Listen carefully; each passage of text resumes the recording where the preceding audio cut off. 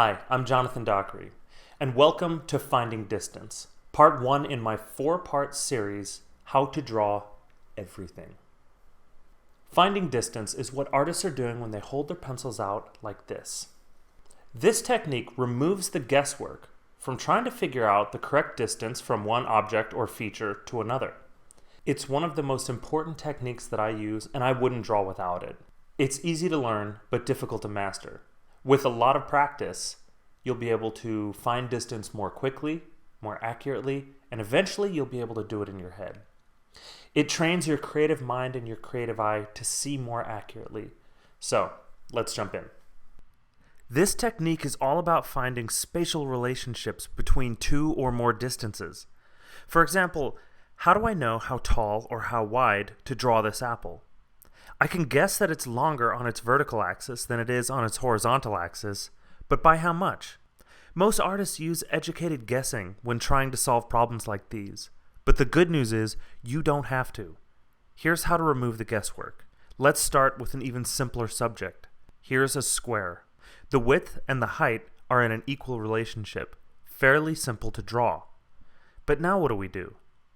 Let's figure out how many times the height of this rectangle fits into the width. Easy, 1 to 2. The height fits in twice to the width. By understanding the relationship between distances, we can draw the subject any size we want. All we need to remember is the subject is twice as long on its horizontal axis as it is on its vertical axis. And that will give us the correct measurements no matter how large or how small we choose to draw. So let's jump into a real subject. Use the photo reference provided, pause the video when needed, and try to draw along. The finding distance technique makes more sense with experimentation and practice. Okay, I start by planning my composition. I want the apple to be about this wide on my paper, but how do I know how tall to draw it? Just like the rectangle, we're going to compare the width to the height. Using a straight arm, hold your pencil up like this. Use the tip to mark one end of the width, and your thumb or finger to mark the other end. Now let's see how many times the width goes into the height. Okay, it looks like the height is about 1/10 longer than the width, or 1 to 1.1. When drawing something like a portrait, I want to get this specific in order to capture a likeness. But when drawing an apple, I think it's okay to just say the height is a little longer than the width. It should still look accurate enough. And there we have the height to width relationship correctly planned, with no guesswork. Remember, keep your arm straight when measuring distance. If you bend your arm between measuring the width and the height, the distance will change and the distance comparison will be incorrect. Okay, let's get the bananas planned. How do we know where to put them? I can see that the distance from the edge of the apple to the edge of the bananas is about 3/4 the width of the apple. And the distance on the right side is 1/4 the width of the apple. I'm often surprised at how nicely these measurements come together. So for the rest of the drawing, use the finding distance technique to correctly position all of the most important structural landmarks on your composition.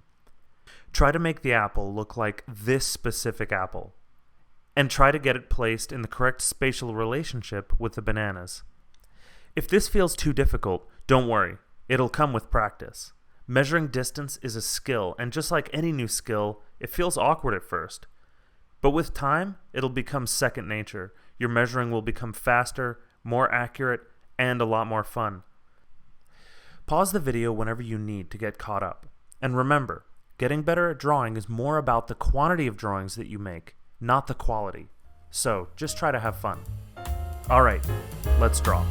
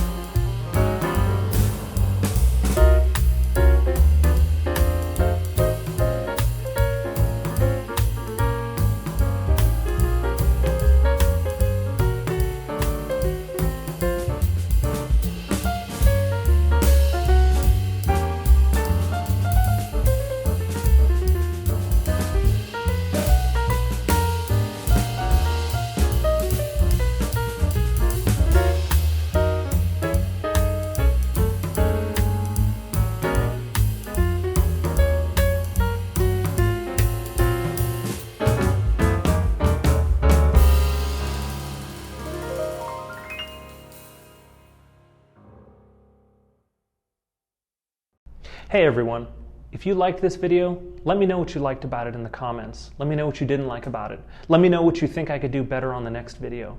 I'm going to be producing this kind of content regularly on YouTube, so your input would be invaluable. Also, for that reason, you should hit the subscribe button. Lots of free content coming up on this channel. So this was the first video in a 4-module series, each module containing 1 lecture video, 2 to 3 demonstration videos, and a homework video where I talk about what it's going to take to master the content of each module. So if you want to get in on that 4-part series, hit the link in the description. It is never too late to invest in your future as an artist. You can learn this stuff. Art is not some gift from the heavens. Drawing talent is not just natural talent. It's something that with good training, hard work, you can learn this. So thanks for joining me, and I look forward to seeing you on the next video.